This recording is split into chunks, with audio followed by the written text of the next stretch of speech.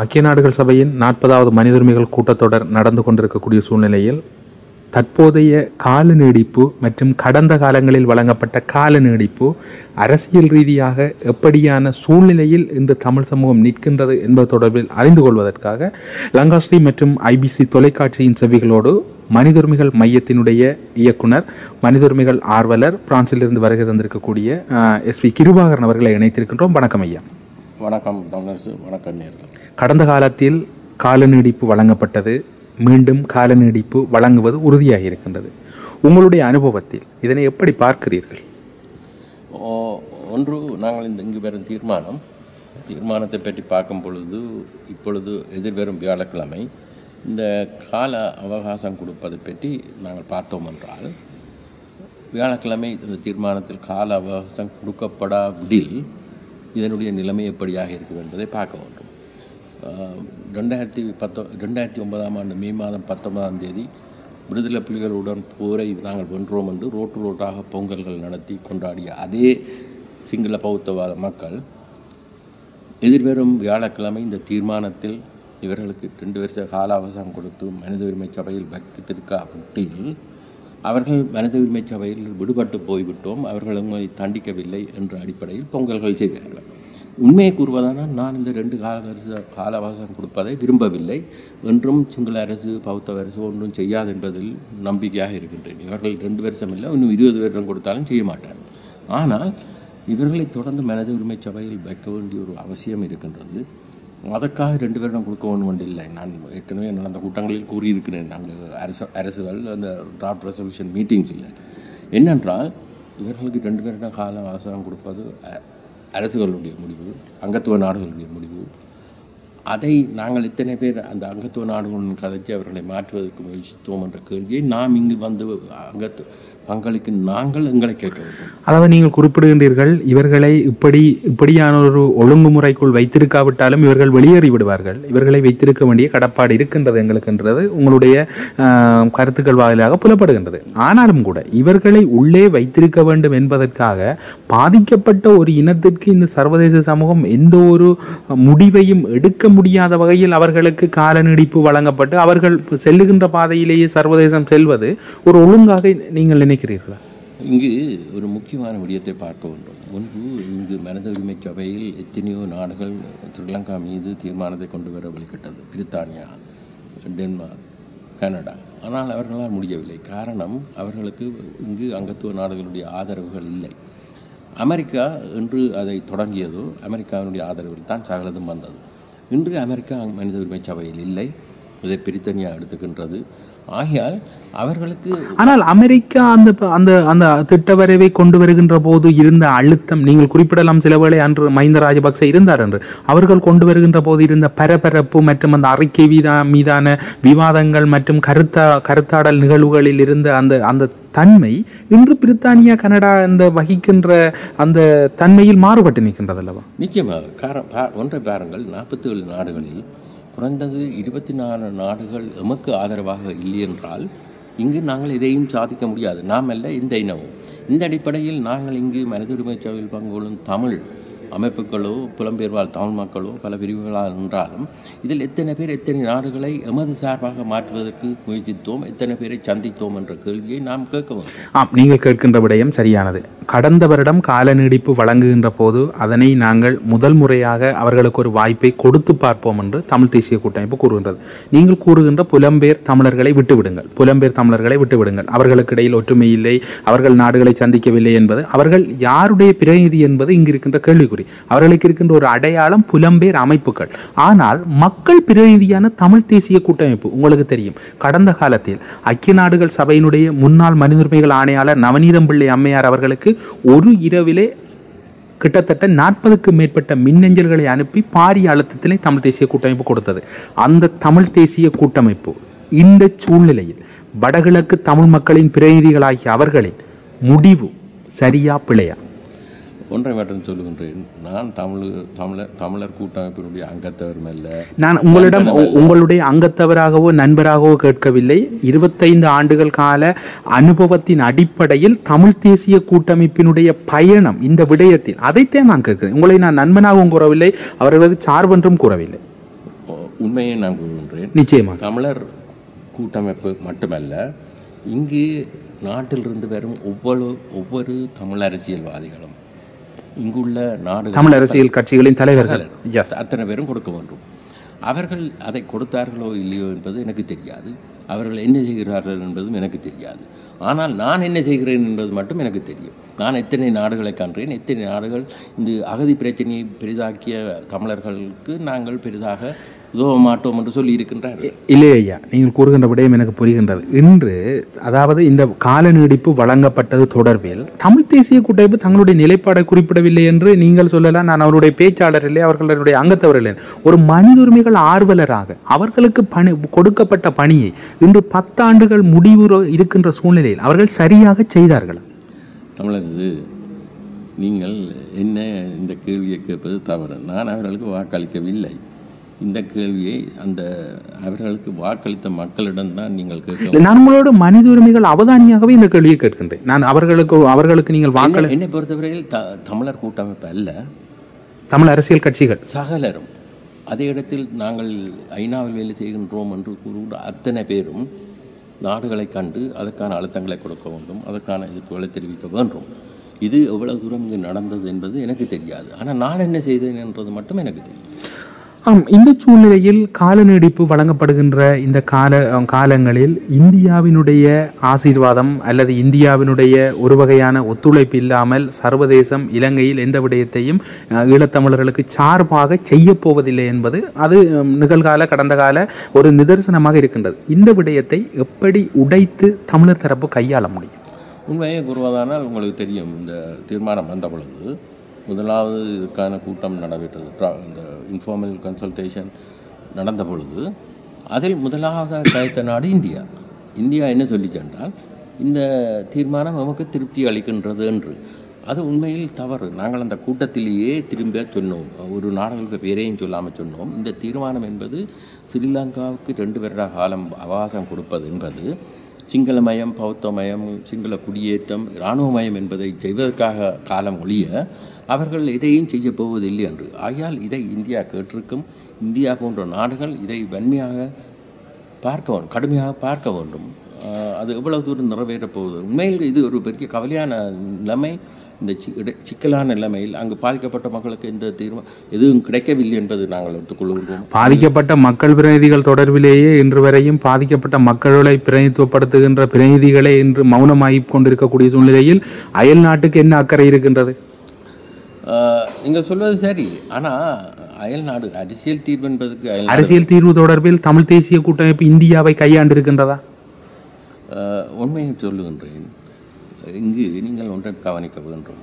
அரசியல் தீர்வு என்பது வேறு, மனித உரிமை பிரச்சனை என்பது வேறு, அல்லது போர்க்குற்றம் என்பது வேறு. 2 விடயங்களிலும் உங்களுக்கு தெரியும், விடுதலை புலிகளின் காலத்தில் சமாதான பேச்சுவார்த்தை இடம்பெற்ற போது எரிக் சோல்ஹைம் அவர்கள் டெல்லி சென்று கொழும்பு சென்று வன்னி சென்றார், பின்னர் வன்னி சென்று கொழும்பு சென்று அதன் பின்னர் டெல்லி சென்று அவர் நோர்வே சென்றார். இப்படியான ஒரு நிகழ்ச்சிகள் இருந்த காலப்பகுதியில் மனித உரிமைகளாக இருக்கலாம், சமாதான பேச்சுவார்த்தையாக இருக்கலாம், மீண்டும் மீண்டும் தமிழர்களுடைய பிரதிநிதிகள் தான் இங்கு தவறு விடுகிறார்கள். இதனை ஏன் நீங்கள் கூறுவதற்கு தயக்கம் காட்டுகிறீர்கள்? ஒன்றை சொல்லுகின்றேன். நான் கூறுவதற்கு யாருக்கும் நான் இங்கு தயக்கம் காட்டவும் இல்லை, யாரையும் ஆதரிக்கவும் இல்லை. தமிழர் கூட்டமைப்பு எப்பொழுது தவறு செய்கின்றார்களோ அப்பொழுது அந்த தவறைத்தான் உங்களிடம் நாம் வினாவாக கேட்கிறேன். அதை நீங்கள் விடாவாரியாக தெரிவுபடுத்தலாம். அவர்களை அதாவது தவறுகளை சுட்டி காட்டுகின்ற போது திருந்துவதற்கு வாய்ப்பு இருக்கின்றது. என்னென்னு சொன்னால் அவர்கள் கூறுகின்றது ஜனநாயகம் எங்களுடைய செயற்பாடு என்கிறார்கள். தமிழர், நீங்கள் இங்கு ஒன்றை கவனிக்க வேண்டும். உங்களுக்கு நன்றாக தெரியும், ஸ்ரீதரன் வந்திருக்கின்றார். அவர் மாத்திரம் எங்களுடைய கூட்டத்தில் வெளிப்படையாக சில விடயங்களை சொல்வதற்கு தயாராகி கொண்டிருக்கின்றார். உங்களுக்கு தெரியும், அடுத்த திங்கட்கிழமை ஸ்ரீதரன் நாங்கள் நடத்துகின்ற பக்க கூட்டத்தில் முக்கிய பேச்சாளர். அப்படியாக மற்றவர்கள் வருகின்றவர்கள் யார் என்று தெரியாது. அடுத்த திங்கட்கிழமையிலிருந்து பல கூட்டமைப்பு பிரதிநிதிகள் இங்கே நிற்கின்றார்கள் என்று கேள்வி. நாங்கள் அவர்கள் இந்த கூட்டத்தில் தமது கருத்துக்களை முன்வைப்பார்கள், என்னத்தை சொல்லுகின்றார்கள் என்று எனக்கு தெரியாது. ஸ்ரீதரன் ஒருவர் தான் இந்த கூட்டமைப்பில் வெளிப்படையாக அங்கும் கருத்தை சொல்லுகின்றார், இங்கும் கருத்தை சொல்லுகின்றார்.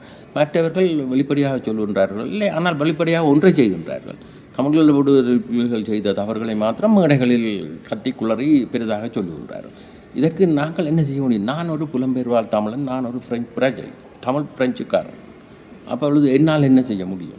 அதாவது நீங்கள் தவறுகளை சுட்டி காட்டுகின்ற போதுதான் அவர்கள் திருந்துவதற்கு வாய்ப்பு இருக்கின்றது. தவறு விடுபவர்களை நாங்கள் தொடர்ச்சியாக காப்பாற்றுகின்ற போது எம்முடைய இனம் கால நீட்சியில் அழிவதற்கான வாய்ப்புகளே இருக்கின்றது.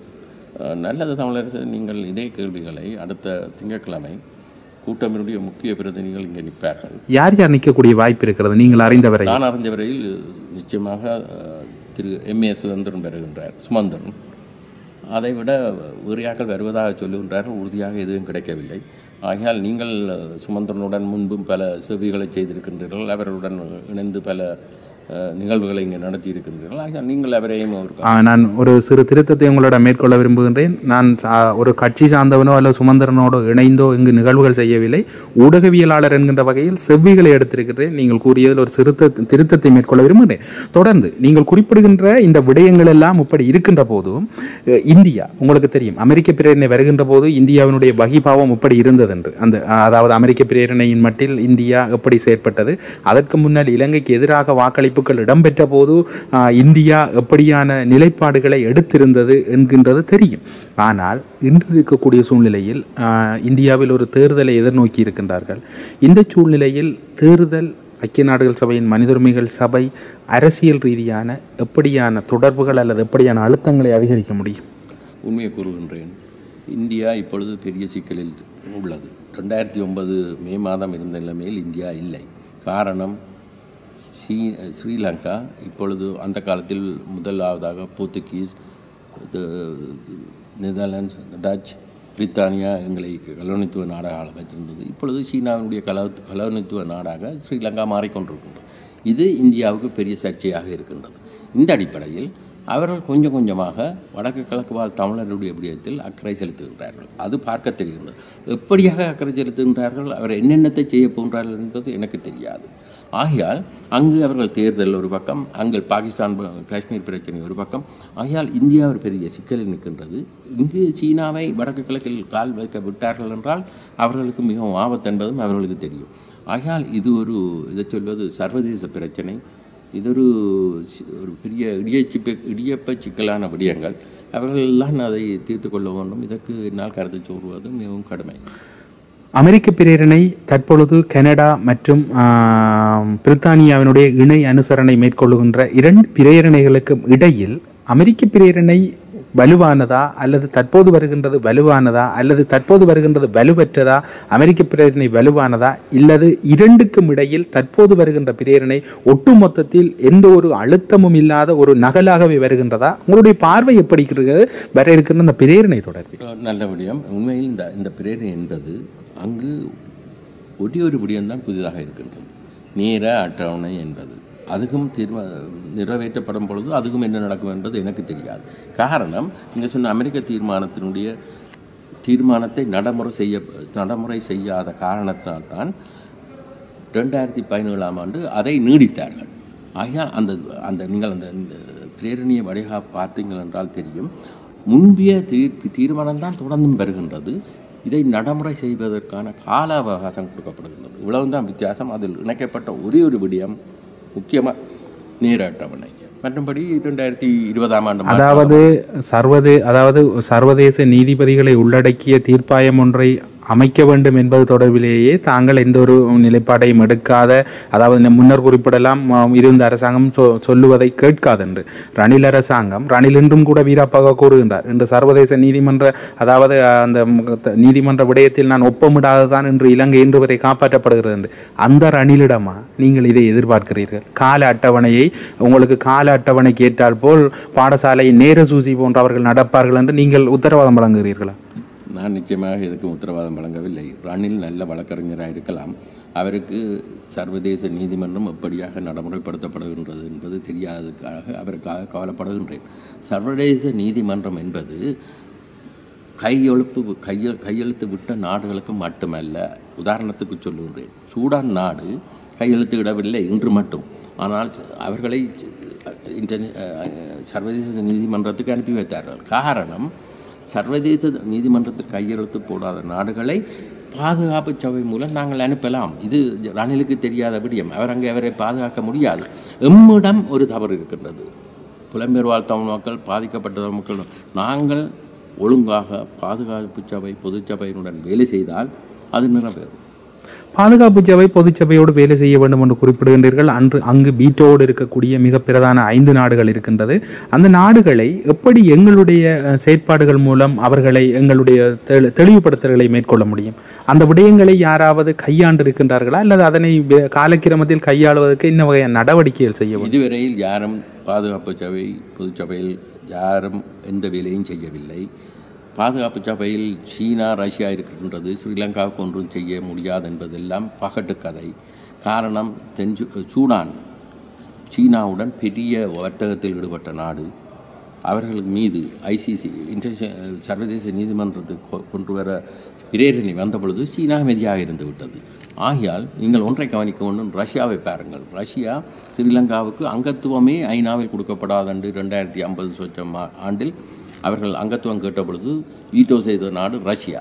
ஆகையால் நாங்கள் சரியாக வேலை செய்யாமல் ஒன்றை மட்டும் சொல்லுகின்றேன் தமிழரசு, எனக்கு ஒன்று புரியவில்லை. அமெரிக்காவில் உள்ள தமிழ் மக்களும் தமிழ் சங்கங்களும், கனடாவில் உள்ள தமிழ் அமைப்புகளும் தமிழ் சங்கங்களும் அங்கிருந்த பிளேன் எடுத்து இங்கே மனித உரிமை சபைக்கு வருகின்றார்கள். ஏன் அங்கு பாதுகாப்பு சபைக்கு போய் வேலை செய்ய முடியாது? அதாவது நீங்கள் குறிப்பிட்ட நல்ல ஒரு விடயத்துக்கு வந்திருக்கின்றீர்கள். நான் உங்களிடம் கேட்க வேண்டும் என்று யோசித்து கொண்டிருந்தேன், நீங்களே அழகாக கூறிவிட்டீர்கள். அதாவது அமெரிக்கா, கனடா, நீங்கள் குறிப்பிட்ட இன்னும் சில நாடுகளை நீங்கள் மௌனம் காக்கிறீர்கள். நான் நினைக்கின்றேன் நீங்கள் அடிக்கடி சென்று வருகின்ற நாடு என்பதால் பிரித்தானியாவை கூட நீங்கள் மறந்து விட்டீர்கள். தாங்கள் சார்ந்திருக்கக்கூடிய நாடுகளில் அழுத்தங்களை அதிகரிக்காமல் என்று பாதுகாப்பு சபை எங்கு இருக்கின்றது? நியூயார்க்கில் இருக்கின்றது இல்லையா? அதனை கையாள அதாவது அமெரிக்காவுக்கு மிக தொலைவில் கனடா இருக்கின்றது. ஒரு நினைத்தால் ஒரு மகளூந்திலே பயணம் செய்யலாம். அந்த ஒரு கனெக்டிவை அங்கு மேற்கொள்ள முடியாத தமிழர் அமைப்புகள் எதற்காக இங்கு வர வேண்டும்? நீங்களே குறிப்பிட்டீர்கள், இவர்கள் இங்கு வருவதால் என்ன நன்மை இருக்கின்றது? அல்லது இந்த 47 நாடுகளில் முழு நாடுகளும் இவர்களுக்கு ஆதரவு அளிக்கின்றதா?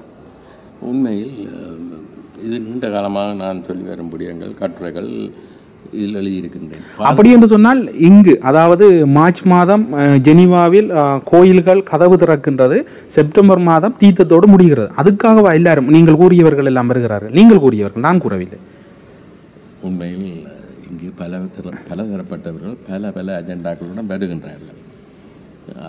இங்கு அஜெண்டா முக்கியமா ஐயா, ஒரு இனத்தினுடைய விடுதலை முக்கியமா? அதை நீங்கள் தான் அவர்களிடம் கேட்க. இல்லை, நீங்கள் கூறியதுக்கு தான் நான் உங்களிடம் கேட்கிறேன். நீங்கள் கூறினீர்கள் பிளேன் எடுத்து வருகிற அவர்களுக்காகவே நான் உங்களிடம் அந்த கேள்வியை விரிவாக கேட்கிறேன். உண்மையில் நான் ஒன்றை சொல்லுகின்றேன், அது பெரிய துரதிர்ஷ்டமான விடயம். பாதுகாப்பு சபைக்கும் பொதுச்சபைக்கும் அருகில் இருக்கும் பெருந்தொகையான தமிழ் மக்கள் அங்கு ஒன்றையும் செய்ய முடியாது. இங்கு வருவது ஒரு துரதிர்ஷ்டமான விஷயம். அவர்கள் இங்கு வருவது தேவையற்ற விடயம் என நீங்கள் கூறுகிறீர்களா? நாங்கள் இங்கு ஏற்கனவே பெருந்தொகையான மக்கள், இங்கு ஏற்கனவே புலம்பெயர் வாழ்த்தாத மக்கள் ஐரோப்பாவில் இருக்கின்றார்கள். இதை விட நாட்டிலிருந்து பாதிக்கப்பட்டவர்கள் வருகின்றார்கள், நாட்டிலிருந்து சில அரசியல் தலைவர்கள் வருகின்றார்கள் இங்கு ஜெனீவாக்கு. அது இங்கே மனித உரிமை சபையுடன் மனித உரிமை விடயம் மட்டும்தான் கதைக்க முடியும். அங்கு எல்லாமே செய்ய முடியும். ஐசிசிக்கு அனுப்பவும் முடியும், தமிழருக்கான அரசியல் உரிமையையும் பெற முடியும் பாதுகாப்பு சபையிலும் பொதுச்சபையிலும். அது அவர்கள் வேலை செய்யாமல் இருப்பதற்கு கவலைப்படுகின்றேன்.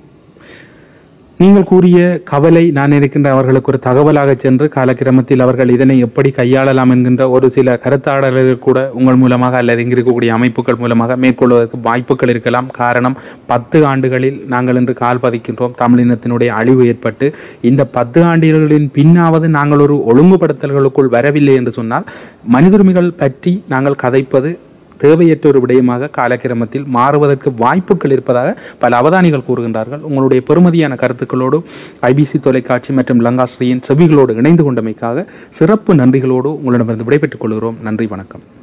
நன்றி தமிழரசன், நன்றி நேயர்களுக்கு வணக்கம். ஜெனீவாவிலிருந்து ஐபிசி தொலைக்காட்சி மற்றும் லங்காஸ்ரீ செவிகளுக்காக தமிழரசு. நன்றி.